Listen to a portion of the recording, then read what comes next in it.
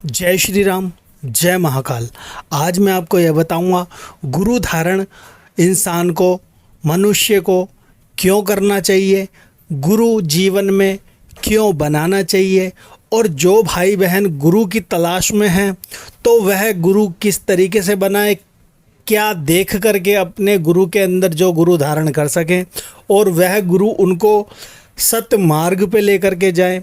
तो आज यही बताने की कोशिश करूंगा। इस वीडियो को ध्यानपूर्वक सुनना एवं देखना।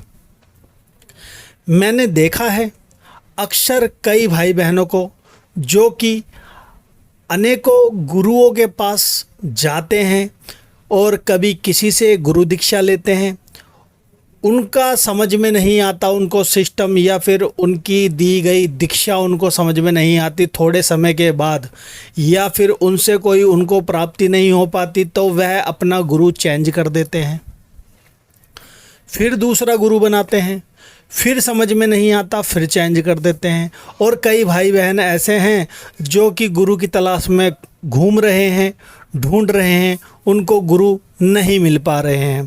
तो क्या हमें गुरु बनाना चाहिए या गुरु हमें नहीं बनाना चाहिए, या फिर गुरु हमें एक ही बनाना चाहिए, या फिर हम गुरु कई बना सकते हैं? हमें गुरु के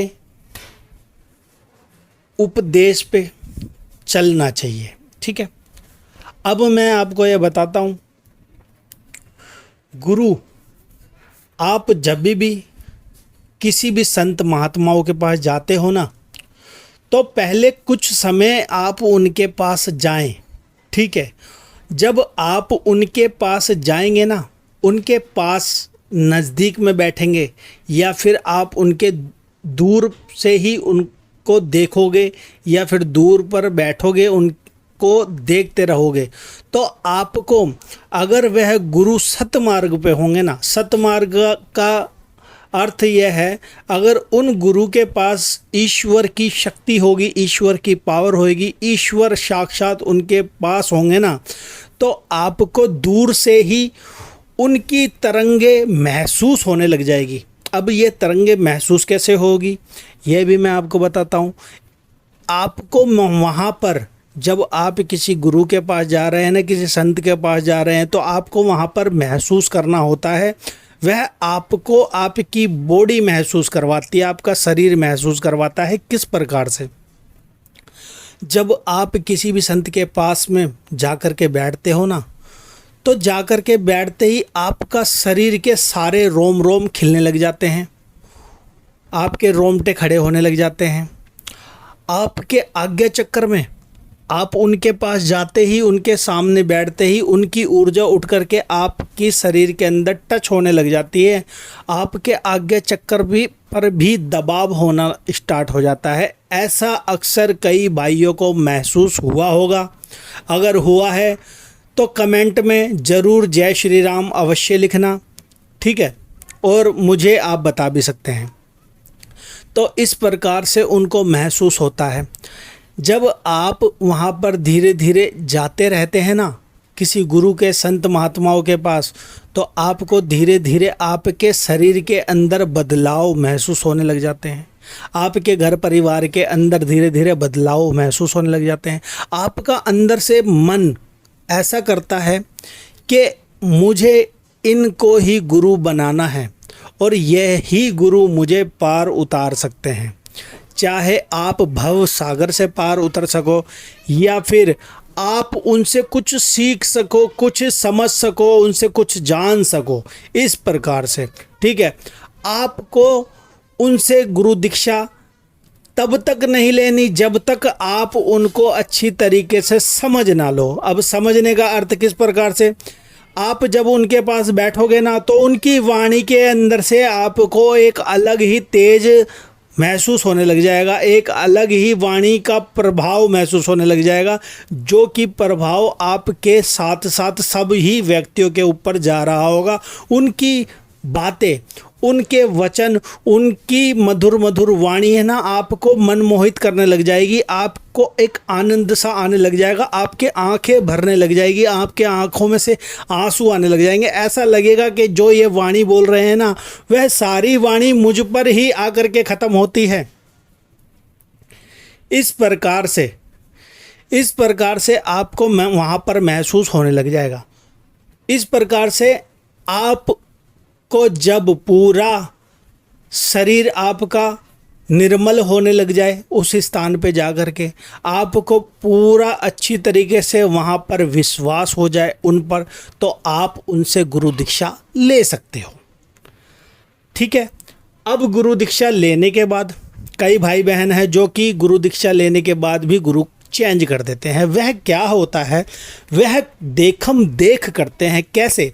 जैसे कि आपके घर के अंदर कोई व्यक्ति है कि जिसने गुरु दीक्षा ले रखी है, नाम दीक्षा ले रखी है, नाम दान ले रखा है। ठीक है। अब वह किसी गुरु के पास जाते हैं, उनकी देखम देख जब आप भी उनके देखम देख उन्हीं गुरु के पास जा कर के और पहली दूसरी बार में ही जब नाम दान ले लेते हैं ना, तो उस नाम दान का कोई महत्व नहीं रहता। इसलिए जब तक आप उस गुरु को नहीं समझोगे, उनकी वाणी को नहीं समझोगे, उनके विचारों को नहीं समझोगे और उन विचारों को अपने अंदर जब तक उतारोगे नहीं ना, जब तक आपको कुछ भी प्राप्त होने वाला नहीं।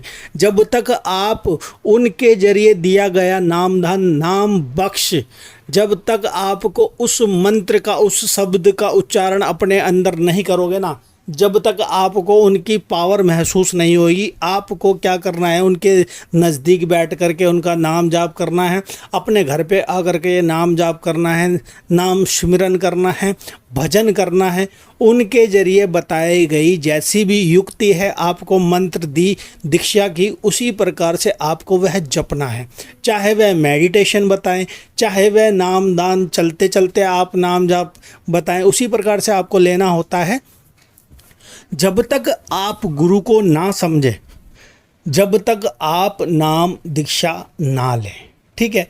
क्योंकि आप नाम दीक्षा लेकर के आ जाते हो घर पे और आकर के आपको कोई प्रभाव नहीं पड़ता। आप कहते हो वह गुरु से कुछ भी मुझे लाभ नहीं हो रहा। ठीक है। तो इसलिए फिर क्या करते हैं, दूसरा गुरु बना लेते हैं। फिर वहाँ पर से भी ऐसे हो जाता है, फिर तीसरा गुरु बना लेते हैं। तो ऐसा बिल्कुल भी ना करें। किसी भी गुरु से गुरु दीक्षा लेने से पहले आप उनको समझें, उनको जानें, उनकी वाणी को अपने अंदर उतारें, उनकी ऊर्जा को अपने अंदर महसूस करें, जब कहीं जा कर के आप नाम दान लें। ठीक है। अब मैं आपको ये बताता हूँ नाम दान से आपको क्या मिलता है। ठीक है। जब आप अपने गुरु के जरिए बताया गया नाम दान भजते हो ना, सिमरते हो, यानी कि एक आसन पे बैठ करके उनका नाम दान भजते हो, जाप करते हो, उनकी संख्या को बढ़ाते हो और अपने अंदर अपने गुरु को प्रत्यक्ष करते हो ना। प्रत्यक्ष का अर्थ है अपने अंदर से अपने गुरु को देखना। जब आपके गुरु आपके अंदर से दिखने लग जाते हैं ना, तो आपके साथ साथ वह चलते चले जाते हैं। आपके कई मंडलों में, ब्रह्मांड के अंदर वह आपका हाथ पकड़ के ले जाते हैं, आपको दिखाते हैं हर एक मार्ग पे, आपको बताते हैं कि इस मार्ग पे आपको आना है, चलना है। वहाँ पर जितने भी दरवाजे मिलते हैं, जितने भी सेवादार मिलते हैं, उनसे जा कर के आपकी मित्रता करवाते हैं एवं आपकी जान पहचान करवाते हैं। जब कहीं जा कर के आप उन सुरंगों में से, उन गुफाओं में से निकल पाते हो, हर एक दरवाजे पे भगवान के दूत खड़े होते हैं, भगवान के सेवादार खड़े होते हैं, उनसे आपकी जान पहचान करवाते हैं। जब ही आप उस लोक में जाने के योग्य बन पाते हो अपने गुरु के साथ चल के। ठीक है। यह सब आपके अंदर से ही होता है। आपके अंदर से जब आप अपने गुरु को प्रकट करते हो ना, अपने अंदर प्रत्यक्ष करते हो, उनसे बात करते हो, अपने अंदर से जब आप चलते हो, तो आपको जाकर के लास्ट में जब आपकी मृत्यु होती है ना, उस समय आप सारे बंधनों से मुक्त हो जाते हो और आपके लिए वह सारे द्वार खुलते चले जाते हैं और आप उस परमपिता परमात्मा में, परमेश्वर में लीन होने योग्य हो जाते हो। तो आपको गुरु यूं ही नहीं बनाना है, बहुत सोच समझ के बनाना है।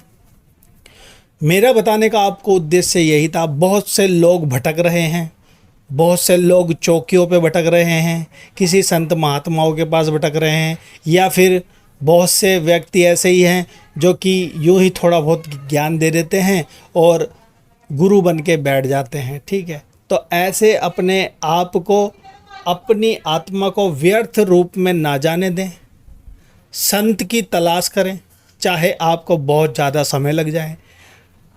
तो आज के लिए इतना ही। आने वाली वीडियो में मैं आपको और भी कुछ बताने की कोशिश करूंगा। अगर कोई भाई हमारे चैनल पर नए हैं तो चैनल को ज़रूर सब्सक्राइब करना, लाइक करना एवं शेयर करना। मुझसे बात करने के लिए आप कमेंट सेक्शन में बात कर सकते हो, या फिर हमारा टेलीग्राम ग्रुप है, या इंस्टाग्राम पे मुझसे पर्सनली बात कर सकते हो। तो आज के लिए इतना ही। जय श्री राम, जय महाकाल। आप सभी का दिन मंगलमय हो।